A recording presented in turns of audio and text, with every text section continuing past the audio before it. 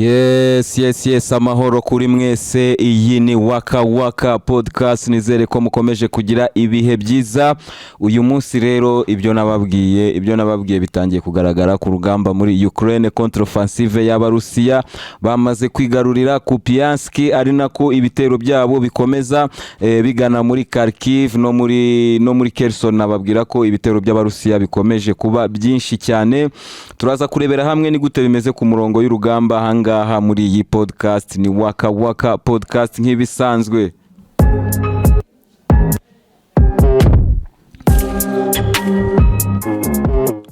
Yes, rero murabizi muri podcast zabanje twigeze kuganira ku kongera abasirikari kw'Abarusiya ku mirongo y'urugamba. Bakaba bari barimo kongera abasirikari, aho twaganiriye ku basirikari 100,000 bongerewe ku mirongo y'urugamba ugana muri Kharkiv. Urugamba rero murabizi ko rwatangiye rushyuha cyane muri uyu mujyi witwa Kupiansk. Ahangaha nababwiye ko ibintu bikomeye cyane, Ukraine inateganya kwimura abaturage. Ibyo rero byamaze kubaho kuko Ukraine muri iki cyumweru yahise itangira kwimura abaturage batuye muri uyu mujyi wa Kupiansk, ariko ubu noneho ingabo z'Uburusiya zikaba zitangaza ko zamaze kwigarurira aka gace ka Kupiansk. Biravuga iki rero? Biravuga yuko ya contre-offensive nababwiye ubushize ubu ngubu noneho yamaze gutangira, kandi noneho result zitangiye kugaragara. Igisigaye ni ukureba ese iyi mirongo y'urugamba itangiye imaze kwigarurira Kupiansk. Urabona ko kugeraho ngaho ku ruzi rwa Dnepr niho Abarusiya n'ingabo z'Abarusiya zigeze. Ubu noneho zikaba zigomba kuzamuka nkuko mubibona aho ngaho kuri iyo karita, zikaba zigomba kuzamuka zigana muri Kharkiv. Wakwibaza uti se ibiganiro Ukraine irimo gusunikirwamo igihe cyose izagira igihe cyo kubyemera iyi migi yaramaze kwigarurirwa? Kubera ko niko bimeze. Abanya-Ukraine barimo baratangaza yuko ingabo zabo ziri ku rugamba, ziri gutangaza yuko sharing y'Abarusiya iri ku rwego rwo hejuru. Abarusiya barimo kurasa ibisasu byinshi cyane ku buryo abanya-Ukraine badafite ubushobozi bwo kuba basubiza umubare w'ibisasu Abarusiya barimo kubarasa. Ibyo ngibyo twaranabiganiriye ubushize ku bijyanye no gushirirwa kw'ibikoresho kw'abanya-Ukraine ahangaha ku rugamba. Abanya-Ukraine bakaba barimo gutangaza yuko murabizi yo bamaze gutsindwa, bashaka ibintu byo kwisobanuza. Zelensky ntago abura ibyo yisobanuza. Ubu ngubu vice ministre w'ingabo ni umugore. Uyu nguyu yatangaje yuko iyi tekinike Abarusiya barimo gukoresha ahangaha muri Kupiansk, kwigarurira umujyi wa Kupiansk, bashaka ko abanya-Ukraine ngo barekera aho ngaho bagasubira inyuma muri contre-offensive bari baratangije muri Bakhmut. Ariko wakwibaza uti se contre-offensive mwatangije muri Bakhmut ni iyihe? Mumaze kurenga iyihe mirongo ko ibitangazamakuru bibogeza, ibitangazamakuru bibafana cyane, biba bitegereje kuba byabona result biza kuratira isi, biza kwerekana ko Abarusiya batsinzwe, biza kwerekana ko Ukraine irimo gukubita Abarusiya. Kugeza uyu munsi kirimo kuvugwa nkuko bitangazwa na Ministeri y'Ingabo z'Abarusiya nuko aba banya-Ukraine n'ubundi ku munsi w'ejo no kuri uyu munsi bagerageje kugaba ibitero kuri Moscow. Bakaba bagerageje kugaba ibitero kuri Moscow, ariko igisirikare cy'Uburusiya kikaba cyavuze ko babashije guhagarika izi drone, bya bindi nababwiye byo kuzintercepta bakoresheje kuzibuza network. Nyinshi zaguye mu mashyamba hafi ya Moscow. Ibi rero bikaba bijyanye n'ubushotoranyi Ukraine ikomeza gukora ikoresheje ari amato yayo, nkuko tukomeza kubiganiraho. N'ubushotoranyi budahagarara. Ari amato arakomeza bayagaba ku mato y'Abarusiya ari muri inyanja y'umukara, cyangwa se bagerageza kuyagaba kuri iki kiraro cya Crimea, cyangwa se nkuko byagenze ubushize twari twabiganiraho ko ni babashije no kugeza drone ku cyambu cy'Abarusiya, ku kigo cya gisirikare mvuge cy'abamarine kiri ku butaka bwo mu Burusiya bita Novorossiysk. Ahangaha rero Abarusiya batangaje ko iki gitero ntago kigeze kigira damage zigaragara, ariko abanya-Ukraine babashije kuhageza izi drone. Ari nayo mpamvu nababwiye ko kugeza uyu munsi Abarusiya mu nyanja y'umukara nta mahoro bashobora kugira, ntibashobora gutekana muri inyanja y'umukara igihe cyose. Uyu munya-Ukraine ufite kwiheba, ufite kudatekereza ku baturage biwe, agifite access kuri iyi nyanja y'umukara, ni ikibazo gikomeye ku ngabo z'Uburusiya zirimo gukorera muri iyi nyanja y'umukara, kubera ko aya mato buri gihe agerageza guterwaho, cyangwa se ahangaha muri Crimea hagerageza kugabwa ibitero. Rero nkaba numva ko iyi contre-offensive turimo kubona muri Kupiansk igana muri Kharkiv ntabwo ariyo yonyine nababwiye. Ubwa mbere nari nababwiye ibihumbi 180 byari byongerewemo, hanyuma ibihumbi 80 bigenda bijya ku mirongo byigabanya ku mirongo y'urugamba, ariko noneho ibihumbi 100 mu byibuke yuko byagannye muri Kherson. Muri Kherson ni inzira igana hehe? Ni inzira igana muri Odessa. Nkuko nari nabibabwiye, iyi contre-offensive igomba guhagarara ari uko Odessa abarusiya bayigaruriye. Rero ibingibi bikaba bikomeza kuba ikibazo kuri Zelensky, kubera yuko twari twabiganiriye muri podcast y'ubushize tuganira ku nama irimo kuba muri Arabia Saudite, irimo ibihugu byinshi bikomeye cyane, harimo n'Abanyamerika n'Abanyaburayi n'ibihugu bikomeye muri BRICS birimo. Ahangaha nkaba nabibutsa ko Uburusiya ntabwo bwatumiwe muri ibi biganiro, ariko ibi biganiro biri kubaho kandi birimo gushakisha niki isi yakora kugira ngo iyi ntambara yo muri Ukraine ihagarare. Ikintu rero bakora nta kindi nkuko abari muri iyi nama barimo kubitangaza nuko Ukraine igomba kwemera ikajya ku meza y'ibiganiro. Rero birakomeza kuba ikibazo gikomeye kuri Zelensky, kubera yuko igihe cyose adafite rezilita ku rugamba, igihe cyose birimo kwanga, ni ukuvuga ngo biracyari ikibazo. Isi yose igiye gutangira kumuhamagarira kujya mu biganiro, kandi we yifuzaga ko yajya mu biganiro. Yaramaze kwiga impamvu bamuhaye intwaro, murabyibuka impamvu aba Banyaburayi batanze intwaro bakemera gutanga izi Leopard n'amabradre mubona amerewe n'abahangaha muri Ukraine, nkuko mubibona aho ngaho ku mafoto cyangwa se kuri video twagiye tubereka mu biganiro byabanje. Impamvu ibi bintu byose byatanzwe hagatozwa n'abasirikari benshi b'Abanya-Ukraine, contre-offensive ikamamazwa cyane, Abanyaburayi ikintu batekerezaga ko Ukraine izagira imbaraga zo kuba yakwigarura uduce abarusiya bafite, noneho Zelensky bakamwemerera kujya mu biganiro, ariko yaramaze kwigarura turiya duce za Bakhmut bahise bazimwaka. Murabizi icyo gihe bamuhaye ibikoresho na Bakhmut nuza Wagner Group itarabasha kuyifata, ariko bumvaga ko Zelensky ashobora kuba yararwanye yarigaruriye Kherson yose, ndetse akajya no muri Donbass akaba yakwigarurira ibice binini, cyangwa akigarurira Donetsk yose. Ibi rero ntago birimo gukundira Zelensky, ahubwo ikigaragara nuko n'uduce yari afite arimo kugenda atwamburwa. Ubwo wakwibaza ngo nka kwa kundi bavuga ngo niwirukankana umugabo uzasige imbaraga ziri buze nawe kugusubiza inyuma igihe cyose yakugarukana. Wakwibaza uti se Abanya-Ukraine ibi barabyiteguye?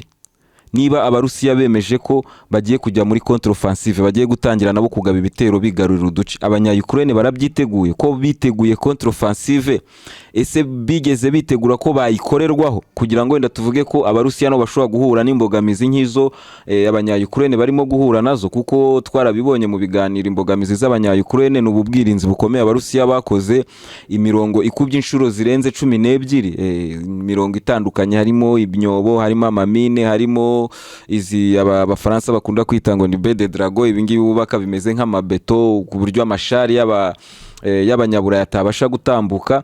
Rero wakwibaza uti se uyu Zelensky noneho bigiye kugenda gute? Ari tayari kuba yahagarika umuvuduko w'abarusiya igihe cyose bazabemeje ko? Kuko nge mbona ko bamaze kubyemeza, kuko nabo bamaze kubibona ko ntibashobora kubona amahoro mu gihe cyose Ukraine gifite access ku nyanja y'umukara. Ntibashobora kubona amahoro mu gihe cyose Ukraine itarahabwa agasopo ngo n'abangaba bayifasha babone ko hari umurongo ntarengwa batagomba kurengaho. Kuko mu kiganiro cyashize twaganiriye kuri izi tank bahaye Abanya-Ukraine, izi tank z'Abanyamerika, izi Abraham bahaye Abanya-Ukraine. Icyambere nuko wamenya nuko izo bari babemereye ntabwo ari zo babahaye. Ni kuvuga ngo hari izi Abraham za mbere hakabaho n'iza kabiri. Bari babemereye kuzabaha iza kabiri, babahaye barimo kubaha izambere, kandi nabwo Minisiteri y'Ingabo z'Abanyamerika itangaza ko tekinoloji yazo yagabanyijwe ku rwego rwo hasi. Twabonye ko abapilote bazatwara izi F-16 zirimo guhabwa Ukraine, Abanya-Ukraine barimo kuririmba ko bategereje zizahindura imirongo y'urugamba cyangwa zizahindura urugamba, nkuko umuvugizi w'ingabo z'Abanya-Ukraine yabivuze ati nibabona F-16 abapilote b'Abarusiya bazatangira kwinyarira. Ariko muri podcast yashize twabibonye ko Abanya-Ukraine abapilote babo ntibaranatangira kwitoza kugeza uyu munsi. uri kubyumva, ntibaratangira kwitoza ibikoresho barimo kubaha. Twabonye ko izi Abraham bohereje, abanyamerika bohereje muri 30 bemeye, ubu iziri mu nzira barimo kuvuga zizamara ukwezi kugira ngo zigere muri Ukraine ni 10 na logistique zazo. Ariko Amerika yemeye iza kabiri, yemeye ubwoko bwa kabiri, yemera 30. Ubu yabahaye iza mbere, inatanga 10 muri faze bita ngo ni ya mbere, nazo zizahagera impeshyi irangiye, twinjiye mu gihe cya Rasputita, tugiye mu gihe cy'ubukonje. Rero ukibaza ngo zizaba zije gukora iki, zizamara iki? Ubundi izi Abraham zahindura iki nubwo baba banazigabanyirije n'ubushobozi? Ibi ngibi rero ukabibona ko abanyamerika barabizi ko isaha ku isaha zishobora kugwa mu maboko y'Abarusiya, tekinoloji yabo ikagwa mu maboko y'Abarusiya, nkuko turi kubona izi misile z'Abongereza zamaze kugera mu laboratoire y'Abashinwa n'amalaboratoire y'Abarusiya, barimo kureba ikoranabuhanga zibigize. Ibiro nibyo abanyamerika barimo gutinya, bakabohereza izi blende zimeze nk'ibimodoka gusa. Ukibaza rero Zelensky ni iki kintu kiguha icyizere kikubwira ngo igihe uzagera cyo kujya mu biganiro uzahora amaze kwigarurira byibura Donetsk, cyangwa se waramaze kwigarurira, tureke Crimea, byibura waramaze kwigarurira waramaze kwigarurira nka Kherson? Ntibishoboka. N'abaguha izo mbunda nabo kugeza uyu munsi bamaze kubona ko bidashoboka. Niyo mpamvu twabonye ko hari inama zirimo gukorwa mu ibanga, Zelensky atazirimo n'Uburusiya butazirimo, ariko hari n'izindi ziri gukorwa mu ibanga zihuje abanyamerika n'Abarusiya, kuko mubyibuke kuva igihe cyabo cy'intambara y'ubutita bari bahanganye mu buryo bukomeye. Ibi bihugu byahoze n'ubundi biganira. N'uyu munsi rero bivugwa ko ibi bihugu biri mu biganiro mu ibanga, birimo gushakisha uburyo byarangiza iki kibazo cyo muri Ukraine.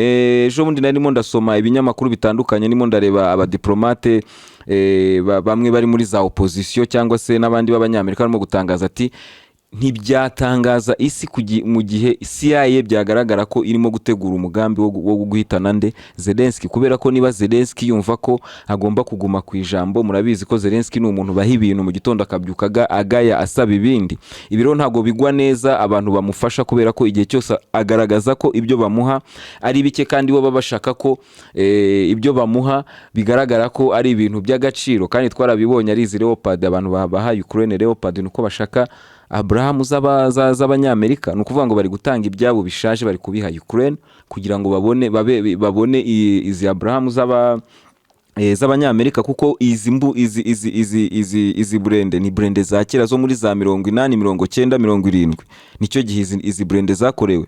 Rero kuba Ukraine ikomeje kurohwa mu mirongo y'urugamba, ikomeje gusunikirwa mu mirongo y'urugamba, kandi babibona ko itazatsinda iki kintu buri gihe, mpora nkibazaho. Rero bikaba bivugwa ko CIA ishobora kuba irimo gupanga guhitana Zelensky, noneho bagashyiraho undi muntu ushobora kuba yakwemera guhita noneho ajya mu biganiro mbere yuko Biden ajya mu matora, kubera ko Biden najya mu matora abanya-Ukraine barabuze ibice binini cyane n'amafaranga menshi abanyamerika bamaze gutanga muri iki gihugu.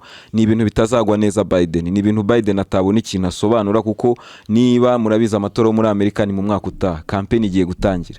Ibaze nawe igihe cyose Odessa izaba imaze kwigarurirwa n'abanyamerika, wibaze igihe cyose Kharkiv izaba imaze kwigarurirwa, Odessa izaba imaze kwigarurirwa n'Abarusiya, Kharkiv ikamara kwigarurirwa n'Abarusiya. Urumva Biden n'icyo azajya imbere y'abanyamerika babwira n'amafaranga yose bamaze gutanga muri iyi ntambara, murumva ririhe jambo agomba azagira. Niyo mpamvu trick zose muri aka kanya zirashoboka. Ejo bundi nabonye barimo kuvuga bati Zelensky yasimbutse urupfu, hari maneko w'Abarusiya wafashwe, wari wateguye gutanga location y'ahantu Zelensky ari, ngo kubera ko yari yasuye imirongo y'urugamba. Ibyo ngibyo n'umwanda, ibyo ngibyo ni ibintu byo kubeshya. Ukabona n'amateleviziyo akomeye yo mu Bufaransa, amateleviziyo akomeye yo muri Amerika na hehe arabitangaza nk'inkuru nyamukuru. Twebwe turabaza abanyamerika, tekinike yanyu turayizi. Abongereza n'Abafaransa bose bari mu kwaha kwanyu, tekinike yanyu turayizi. Mugitera muri Libya, ikintu cya mbere mwakoze ni ukurasa ku nzu ya Gaddafi. Mwari mwarigeze no kurasa ku nzu ye na mbere hose. Mujya gutera muri Iraq, ikintu cya mbere mwagiye kurasa ni ku nzu ya Saddam Hussein. Mwebwe turabizi muri abicanyi, ni ibintu bibarimo, niyo tekinike yanyu. So ntimukazajya muvuga ngo yaragiye kugira nkabo. None se Putin tuvuge ko yananiwe kugira target, presidence ya Ukraine. Mwari mwumva presidence ya Ukraine yarashweho? Bashobora kubabeshya ngo bafite systeme z'ubwirinzi ibiki n'ibiki, ariko twarabibonye Leopard yararashwe. Twarabibonye ubwirinzi bwose nta kintu buvuze imbere y'izi misile za hypersonique, imbere y'izi kinjari z'Abarusiya nta kintu ibyo ngibyo bivuze. Abarusiya bafite ubushobozi bwo kohereza na misile avant-garde, ko murabizi hari avant-garde ziba ziri nucleaire, ariko Abarusiya bafite na avant-garde itari nucleaire. Yo yonyine bayikubise kuri Ukraine ishobora gusenya ahantu hanini ku buryo n'uwo Zelensky yaburiramo ahantu hose yabari. Iyo ni tekinike abanyamerika bakoresheje mu bihugu byose bagiye basenya. Murabizi amabombe baroshye kuri Afghanistan, murabizi amabombe baroshye muri Libya hapfiramo umwana we, murabizi amakuru na ejo bundi, ntabwo ari ibintu ndimo guhimba hano, ni ibintu bizwi. So rero kuvuga ngo Zelensky ngo yasimbutse ngo urupfu, ngo Abarusiya ngo bari barimo kumupangira, ngo bari baramubuze, ni nko gushaka kwerekana ko izo system muhereza Ukraine zifite akamaro, zirimo kurinda Ukraine, ariko murimo kutubeshya. Abarusiya bashatse kwica Zelensky ni ibintu bitabatwara igihe kinini cyane, kubera ko target aho bashaka kurasa hose muri Ukraine baharasa. Twarabibonye muri iyi podcast. Rero nugukomeza tukabitega amaso tukareba. Nabibabwiye no muri Kharkiv no muri Kherson ntabwo ibintu bimeze neza, kubera ko ingabo za Ukraine zikomeje kumererwa nabi, zikomeje kumanika amaboko, zikomeje gufatwa ari nyinshi. Ibi bikoresho bimaze gufatwa no guturitswa ari byinshi, ku buryo uyu munsi ikintu gitangaje, uyu munsi Abarusiya noneho barimo kubishongoraho, bakaza kubatera bakoresheje za Leopard, bakoresheje za Bradley. Ubu ngubu barimo kuzikoresha kuko barazifashe amasample amwe bayohereza muri Moscow mu laboratoire, ariko izindi barimo kuzifotorezamo ku rugamba. Abanyayukraine bari kujya bakabona batewe na za Leopard, cyangwa se abasirikare b'Abarusiya barimo kwifashisha za Bradley mu gutwara abasirikare babo ku rugamba. Rero ni ibintu bitangaje cyane. Ngewe nkaba narababwiye ko iyi contre-offensive y'Abarusiya izarangira Kherson bayigaruriye. Ubushize nababwiye intambara irimo kubera mu ishyamba rya Kremina. Iri shyamba rya Kremina ni ishyamba rinini cyane riruta Nyungwe, ni ishyamba rinini cyane ku buryo umuntu uzaryigarurira nawe azaba afite control y'ahantu hanini cyane. Kandi abanya-Ukraine bakomeje guhurira n'akaga gakomeye muri iri shyamba, ku buryo tushobora kuzava mu mpeshyi tujya mu gihe cy'ubutita iri shyamba Abarusiya baramaze kuryigarurira. Tugiye gutegereza turebe abapilote bagiye gutozwa gutwara izo F-16 barimo kurata. Ubushize nari nababwiye ko aba bapilote bafite ikibazo cy'ururimi, ubu ngubu barimo kubanza kwiga Icyongereza kugira ngo bige na systeme z'izi ndege zikozwe mu Cyongereza. Murabizi abangaba basanzwe bakoresha ibintu by'Abasovieti. Ibi rero ni ugukomeza tukabitegereza. Abapilote baziga ryari, bazarangiza ryari, indege zizaza ryari, zizahindura iki? Umurusiya niko ikintu bita Lancet kiri gutesha umutwe abanya-Ukraine. Mwabantu mwe mbatuye iyi drone bita Lancet. Iyi drone iri gukora akazi gakomeye cyane, kubera ko iri gusenya itanzitse. Ni ukuvuga ngo Leopard irayikubita rimwe ntiyongera kugenda. Izo Bradley bari batanze abanyamerika ikintu bari bazihereye abanya-Ukraine, nuko Bradley uburyo ikozwemo bavuga ko ifite blindage ikomeye cyane, ku buryo uyirashe abasirikare bashobora kurokoka. Nibyo abasirikare bashobora kurokoka, ariko na amafaranga menshi cyane. Ni nk'izi Shar Abraham bagiye kohereza muri Ukraine, imwe igura miliyoni 4 z'amayero. None ufata miliyoni 4 z'amayero zirimo gusenywa n'ikintu cy'ibihumbi 30 by'amayero, kuko iyi Lancet ihagaze ibihumbi 30 by'amayero gusa. Iyi rero niyo yajujubije ibi bikoresho by'abanyaburayi, niyo yabijujubije.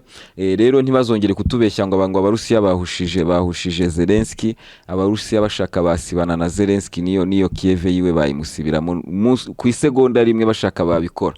So nibakajye bakora propaganda ngo baze batubwire ibintu. Hari hari nk'akantu nabonye ndaza kukagarukaho ndi mu makuru yo muri Niger kuko naho bikomeje gufata indi ntera ndaza kubigarukaho. Ariko ni akantu kababaje cyane ndibuze kubereka itangazamakuru ry'abanyaburayi kuntu rifite agasuzuguro gateye ubwoba cyane cyane kuri Afrika, cyane cyane ku bihugu bita ko biri mu nzira y'amajyambere. Ibi turaza kubiganiraho mu kiganiro turi buze kugira kuri ibi bintu byo muri Niger, kuri ibi bintu byo muri izi kudeta zabaye abasirikari bagiye bigarura ubutegetsi. Turaza kubiganiraho mu biganiro biri buze gukurikira, ntimuze gucikwa. Iyi ni Waka Waka podcast rero, ku mirongo y'urugamba nuko bihagaze. Nagira ngo nze mbabwire yuko uko nabibabwiye ariko birimo kugenda. Kharkiv irasatiriwe, umujyi uyibanziriza Kupiansk wamaze gufatwa, niko n'ibindi bice byose byegereye iyi nyanja nako ururuzi rwa Dnieper byose barimo kubyigarurira, n'ishyamba rya Kremina nk'uko twabibonye. Abarusiya bakaba bakomeje kubyigarurira mu gihe ariko urugamba rukomeje muri Bakhmut, urugamba rurakomeje muri Zaporizhia, urugamba rurakomeje muri Kherson, naho hose urugamba rurakomeje, ariko niko abasirikari ba Ukraine bakomeje kuhatera umutwe ku rwego rwo hejuru cyane. Iyi ni Waka Waka podcast rero, ntimuze gucikwa n'ikiganiro cyacu gikurikira. Mukore like, musharinge, mukore subscribe kugira ngo iyi podcast ikomeze itere imbere. Turimo turateganya kugira ama content mashyashya muzakunda azabagezaho za flashback ibyagiye biba, ibintu bitandukanye bizagenda bibera hano kuri Waka Waka podcast, ariko byose biri mu maboko yanyu. Mukore share, mukore subscribe, murikinge, ibyo byose bituma iyi podcast ikomeza kuzamuka. Amahoro kuri mwese.